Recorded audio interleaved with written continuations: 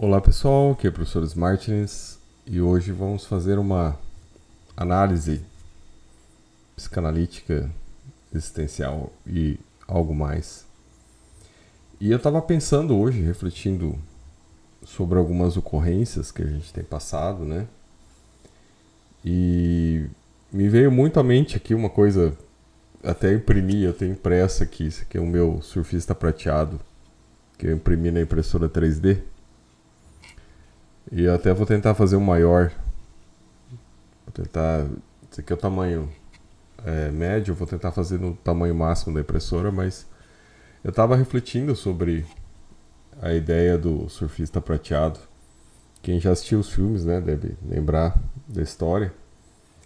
E uma das coisas interessantes, eu acho, que quando a gente pensa no surfista prateado, né, tem aqui até a história dele aqui, é essa questão da ligação dele com a prancha, né? E aí depois, né, o pessoal descobre que é a prancha, que na prancha que estão os poderes dele. E quando a gente pensa, né, na nossa vida, tal, a gente poderia até refletir, né, sobre quais são a nossa prancha, né, os nossos poderes.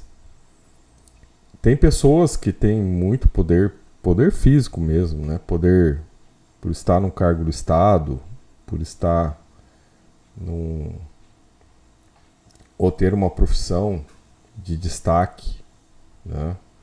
Ou também por ter muito dinheiro, por herança ou por ter conseguido profissionalmente, enquanto empresário, ou outra realização, né? Adquirir um patrimônio muito grande. E isso transforma essas pessoas em pessoas que têm uma prancha, né? Igual, com muitos poderes, igual a do surfista prateado. Então a gente imaginando assim, né, que a prancha seria o nosso poder de ação. Essa é uma reflexão que eu gostaria de trazer para vocês aqui nessa discussão. E estava lavando louça e pensando nesse assunto. E é um assunto profundo, tá, pessoal? Porque diz muito respeito à nossa até avaliação existencial, né? Pensando um pouco nesse perfil mais psicanalítico que eu quero direcionar minhas análises aqui no canal, independente de qualquer expectativa, né? De ter muito alcance, porque quando a gente está falando desses assuntos, a gente está falando realmente num nível mais elitizado da capacidade nossa de poder, né, ter condições de autoanálise, de autorreflexão da própria existência, caminhos, né? Mas também ter tempo para isso, ter condições para isso, ter um nível de repertório também, de ter adquirido um nível de repertório que permite que você faça essa análise. Então, né, claro, você já tem que ter então uma prancha, né? Uma prancha mínima para fazer essa análise que a gente está falando aqui. E eu tive pensando muito sobre isso, estava refletindo, tenho refletido bastante sobre isso, de como as coisas, né, às vezes são levadas, e esse filme é muito interessante, né, porque a história do surfista prateado é de que ele acaba se tornando lá um servo lá, né, do Galactus, né, Galactus, e ele acaba se tornando um servo e ele tem toda ali uma, apesar dele ter a prancha, ele acaba sendo ali, né, subjugado de alguma maneira. E como na vida, né, às vezes essa prancha realmente ela coloca você com algumas correntes, às vezes correntes douradas, né, alguma gaiola iluminada, uma gaiola de ouro. Então vem essa prancha, esse poder de ação, mas muitas vezes você não consegue fazer esse poder de ação ele atuar da maneira como se espera que deva ser, né? Aí no filme ele tem lá o seu momento lá, não vou fazer o teaser do filme, mas ele tem o seu momento em que ele realmente ele coloca a prancha para funcionar. E quando a gente olha, né, dentro dessa ideia aí, né, de poder de ação, né, de ter as nossas pranchas, a gente muitas vezes, né, foca muito na nossa vida, né, na nossa esfera privada, e muitas vezes deixa de lado, né, qualquer possibilidade de uma esfera pública. Eu até entendo isso, não acho que todo mundo tem que ter alguma esfera pública de atuação na vida, né? O arquétipo do homem comum, da pessoa comum, ela existe e é bem dominante. Só que a gente, nessa reflexão que a gente faz, né, dos nossos poderes, a gente tem que sempre questionar esses pontos, né? Então, por exemplo, né, você pega uma pessoa que é um médico, que tem um reconhecimento, status social no Brasil, né, em outros países não tem, tá? Esse status social que tem aqui. Mas aqui tem um status social, um reconhecimento, tem uma relação de, né, subserviência à fala do médico, tem muitos médicos na política, você tem também muitos, você vê, o Hugo Mota é médico, né? O Alckmin é médico, então você vai vendo, o Caiado é médico, você vai vendo muitos médicos na política. O poder, né, é uma prancha quando você tem que te leva a outras possibilidades. Então você tem poder, e esse poder te leva ao dinheiro, que te leva talvez a mais poder. Só que aí que está a questão, né? A gente entender de como isso pode ser e como deveria ser encaminhado quando a gente tem esse poder de ação. Que não é um poder de ação, né? E aí que está o detalhe, só para a realização dos nossos interesses privados, né? Ou daquilo que a gente acha que é bom para o nosso grupo. Esse é um contexto interessante, pessoal, porque a partir dessa análise que eu quero começar a fazer aqui nesse canalzinho, isso vai ter muito sentido. Principalmente nas repercussões, né, desse mau uso do poder, nas expectativas, né, das consequências desse mau uso do poder que eles estão, né, que está sendo, né, propagado, e que a gente acaba vendo isso não só em cenário nacional, né, pessoal, mas vocês imaginam, né, Estados Unidos com todo o seu poder, com todo o seu, né, sua potência já, com toda a riqueza acumulada já, né, com todas as benesses, com todo o petróleo que já tem no mundo, né, do poder que tinha lá sobre os países do Golfo já, petrodólar, e mesmo assim começando uma guerra desnecessária, né, para se obter mais petróleo. Já tinha sequestrado o presidente da Venezuela, que não quero saber se ele era ditador ou não era. Mas você entendeu? Uma coisa, um erro não justifica outro. E tudo por petróleo. Então a gente acaba percebendo que a prancha do poder do Trump, né, gente? Ela está sendo muito mal utilizada, né? Não sei se vocês chegaram a ver, mas saiu aí uma imagem no senhorzinho nos Estados Unidos, né? Entregando comida no iFood, porque não tem condições de pagar a sua alimentação, os seus medicamentos, a sua moradia. Então o que sobrou para ele foi entregar a comida no iFood. Aí mostra a cena desse vovozinho indo lá entregar, com toda uma dificuldade de andar, de levar a comida, né? Até depois, quando a pessoa que recebeu a comida tinha uma câmera na área dela, ela viu aquilo na câmera, ela até ficou muito comovida com a situação e até resolveu fazer uma vaquinha para ajudar o senhor, né, para ver se ele conseguia ter uma condição de vida melhor nesse momento da vida dele, né, final da vida dele, em que, né, ele teve que voltar a trabalhar numa situação bem difícil. E ao mesmo tempo, né, os Estados Unidos gastando 1 bilhão por dia em guerra, né? Então, é uma coisa muito questionável, né, pessoal? Sabe? É usar uma prancha para algo totalmente disfuncional.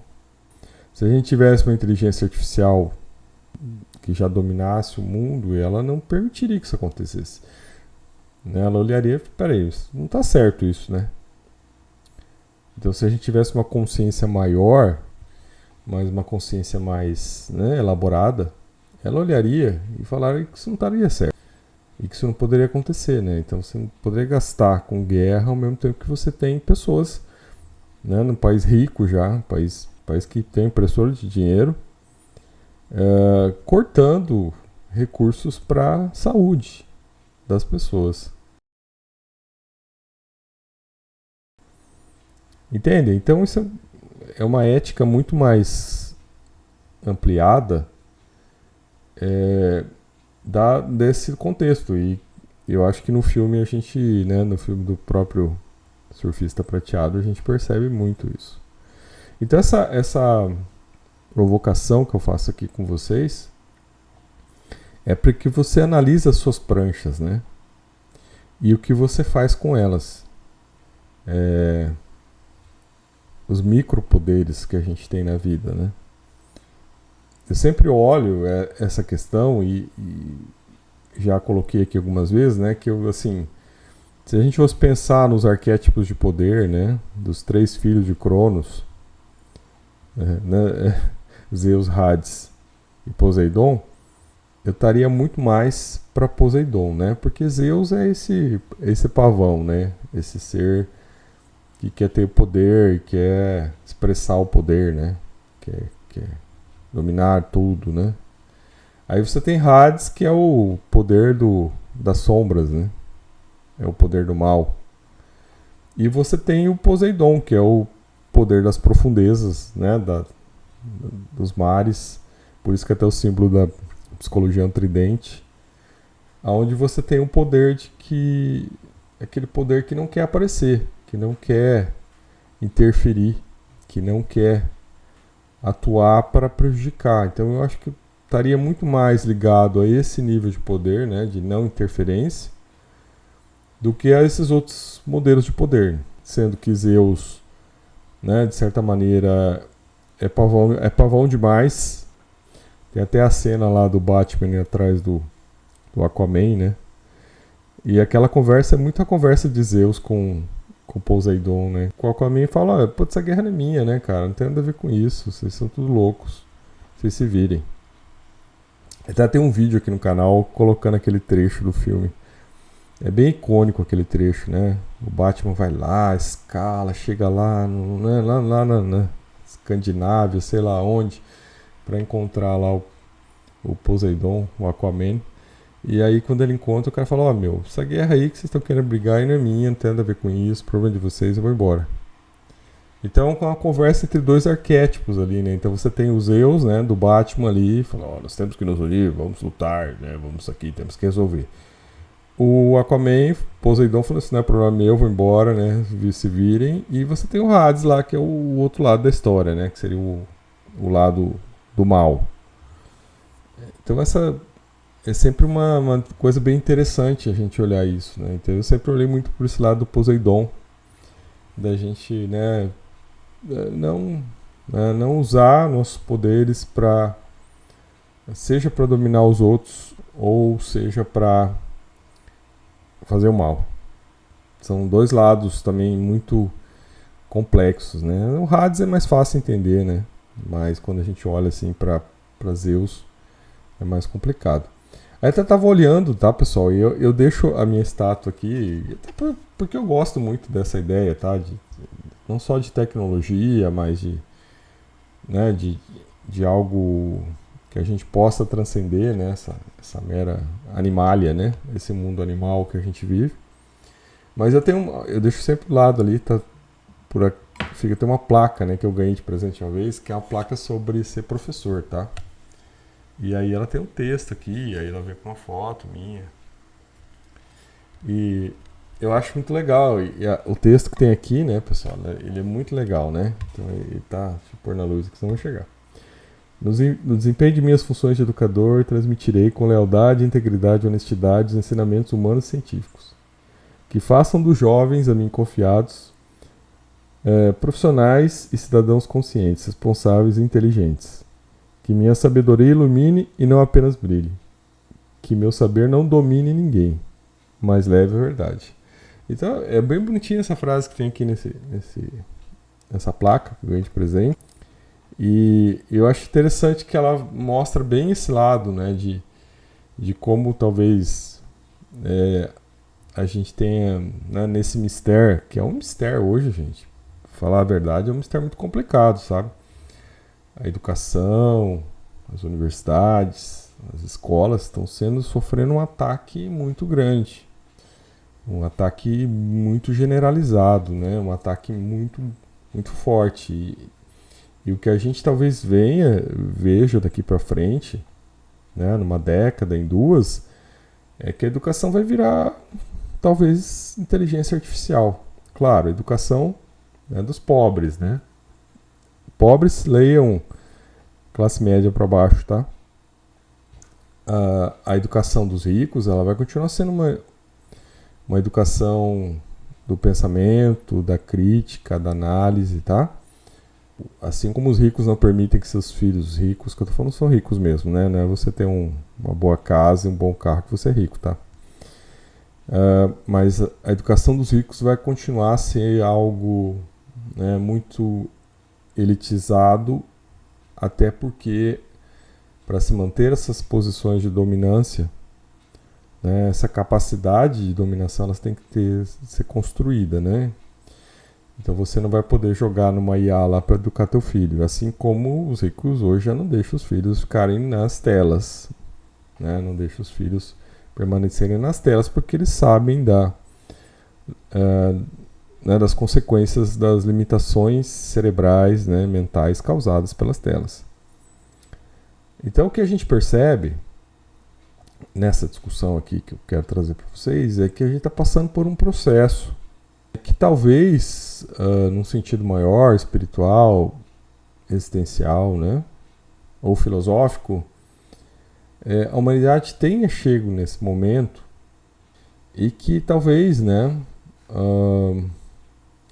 por mais que a gente tenha aí, né, uma prancha, né, que nos dê certos poderes,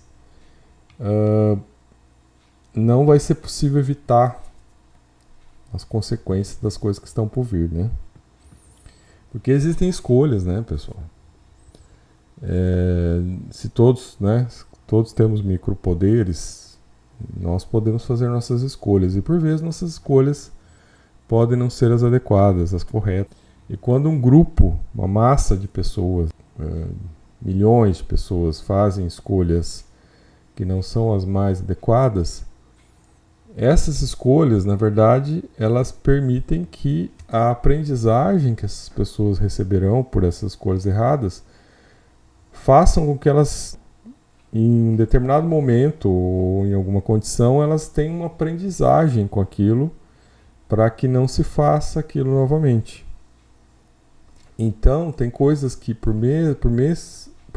mais que a gente não entenda, que a gente não aceite, não concorde, né? Eu simplesmente não concordo com o processo de guerra, tá, pessoal? Eu não concordo que a gente deva ainda nesse estágio, né, desenvolvimento de tecnologia, a gente continue passando as coisas que as pessoas estão passando, né? E que no país mais rico do mundo, por exemplo, um vovô de entrega comida no iFood. Então são muitas coisas que a gente está passando e que talvez seja um processo evolutivo mesmo. Que ele a gente está tendo uma aceleração da história, né? Não é o final da história, como dizia Fukuyama, mas é uma aceleração da história. E nessa aceleração da história, as coisas tendem a trazer consequências mais rápidas. Então, né, escolhas erradas geram consequências rápidas. Consequências que vão impactando rapidamente a vida das pessoas. Então está tudo muito claro, né? Está tudo muito exposto. E é muito, né, por vezes até, por mais que eu olhe e fale que, não, peraí, a gente não pode ir por aí, né? Que a gente faça uma análise, que a gente possa ver que as coisas estão no caminho errado, que a quebra da ética está sendo geral, a gente por vezes não pode tirar o direito das pessoas aprenderem pelo sofrimento. Então você aprende pela dor ou pelo amor, né? Então a aprendizagem pela dor também é uma aprendizagem válida. Então é um direito de você também padecer, né? partir das suas escolhas, de você aprender, né? Você fez uma escolha que vai te gerar um sofrimento que você vai aprender com aquilo. É o ideal? Não, não é o ideal. É o racional? Não, não é o racional. Sempre é muito difícil isso também, né, gente? Você tirar o livre-arbítrio da pessoa fazer suas escolhas erradas, né? Mas olhar para isso, né? E entender que por vezes as escolhas erradas de uma massa de pessoas possa respingar em você. Então tudo isso tem uma repercussão que a gente talvez precise olhar, né, com outro, talvez com um olhar mais amplo, né? Com uma racionalidade talvez mais ampla, que talvez é a racionalidade que em algum momento o sofista prateado ele chega a ter, né? É um pensamento mais crítico que eu quero trazer à tona nessa análise compartilhada aqui para reflexão, né? Então você poder refletir comigo e ter seus próprios pensamentos em relação a esse processo que está em curso, que se ao mesmo tempo que a gente olha e a gente tenha, né, a percepção de que a ética está sendo rompida, mas que a gente tenha opções éticas coerentes e que a gente faça, né, nossa higiene ética, né, que a gente tenha nossas escolhas coerentes, né, com um nível ético mais apropriado, mesmo que a coisa toda esteja errado, mesmo que a coisa toda esteja caminhando por um lado errado. Mas é importante que a gente faça as escolhas. Eu acho que em algum momento vai haver uma inteligência artificial que vai ler todas essas coisas e vai falar, olha, peraí, por ali não dá, nós vamos por aqui agora. E, né, aprendam a viver em paz, né? Aprendam a dividir as coisas. Aprendam, né, a fazer um planeta mais, né, confortável para todo mundo que esteja aí, para todo mundo que ficou aí, né?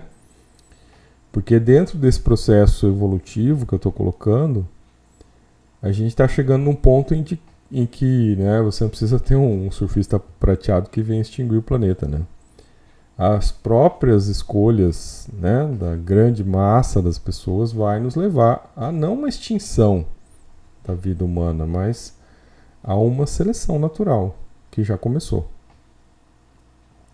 Talvez a gente já viva isso, né? A gente já perceba isso no nosso país há muito tempo, seja pela violência, todos os tipos de violência, mas cada vez mais essa questão da seleção natural, né, de um processo evolutivo de seleção natural, ele esteja aí em curso e a gente não esteja dando conta dele. Por isso que, de um ponto de vista psicanalítico, estou tentando trazer isso à tona, porque a gente está dentro desse processo.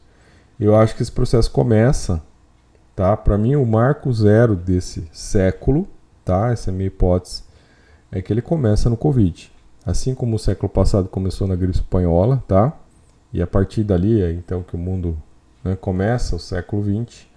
O século XXI começa com o Covid e com as mudanças que ele provoca. E que a gente percebe que realmente o que existia até antes, até 2019, gente, é um mundo que mudou, né? Hoje, em 2026, é outro mundo, não é mais aquele de 2019, tá? É um outro mundo, é uma outra realidade. Mas essa discussão não é uma discussão que eu queira trazer nesse momento, mas assim dizer que, né, entendo que nosso século XXI começa no Covid, tá? E que nós estamos então vivendo os primeiros anos desse novo século. Nesse novo século, e a gente já percebe as disrupções todas, né? Todas as coisas que estão acontecendo. E aonde elas vão parar, gente? Não sabemos, mas que um processo de evolução, de seleção natural em curso, ele está acontecendo. Então ele começa na seleção natural do vírus, tá? Que já, né, retira uma parte da população do jogo, mas bem pequena, né? E ele avança agora para esse processo. E quando vocês percebem, existem algumas teorias biológicas que falam que quando há uma superpopulação, né, numa determinada espécie, aquilo se resolve por guerra ou por, né, doença. E parece que esse é o processo que a gente está meio, né, vivendo. Então é uma seleção natural, né, há um processo natural onde você vai filtrar. E as escolhas erradas que acabam gerando esse filtro. É muito difícil pensar isso, tá, pessoal? Da gente olhar e não tentar, né, interferir, né? Mas eu fico pensando muito nessa questão da prancha, né, do Poseidon, dos poderes que não devem ser usados. Então tem coisas que você tem que olhar e tem que falar, não, são escolhas e essas escolhas irão nos levar a determinada situação. Eu posso não concordar com as escolhas e não querer fazer essas escolhas, querer outra possibilidade. Mas eu não escapo no coletivo das escolhas da maioria.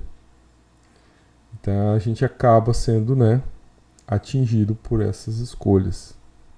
Eu acho que é isso que eu quero conversar muito aqui com vocês, sabe? De coisas para a gente tentar passar por esse processo de evolução, né, de seleção natural e evolução. E para isso a gente tem que desenvolver estratégias, né? Estratégias e táticas para sobreviver. Então essa é mais ou menos a discussão que eu quero trazer aqui, né? Colocar e conversar com vocês, tá? Então essa é a minha reflexão de hoje, que a gente está nesse processo mesmo, que por vezes a gente não vai evitar as consequências dele, a gente vai ver muita tragédia para frente, muita destruição, mas isso é um processo de purificação da humanidade, tá? Que infelizmente, devido, né, ao nível de inconsciência, ao nível ainda de animalidade, ao nível de falta de racionalidade, apesar de todas as possibilidades de ter essa racionalidade, de que a gente está caminhando para um processo regressivo.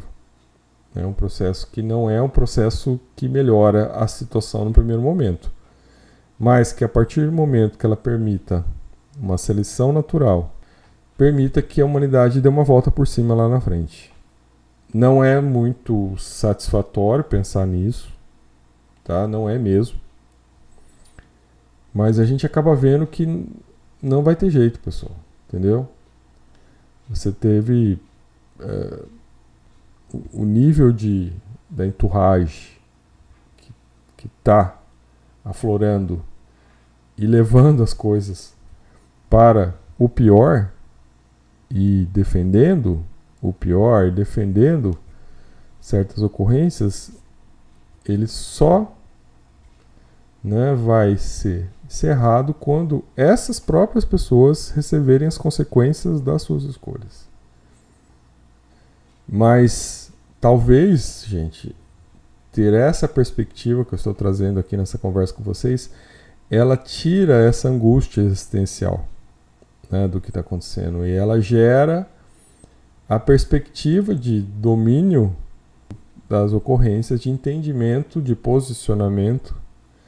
Então esse é um bate-papo, tá? Se você curtiu, siga aí com a gente, né, reflita, e a gente vai tentando aqui trocar, fazer esse bate-bola, né, trazendo mais coisas, mais argumentos, né, para que isso possa ser mais entendido. Tá bom, gente? Então, sou o professor Martins e até nosso próximo vídeo.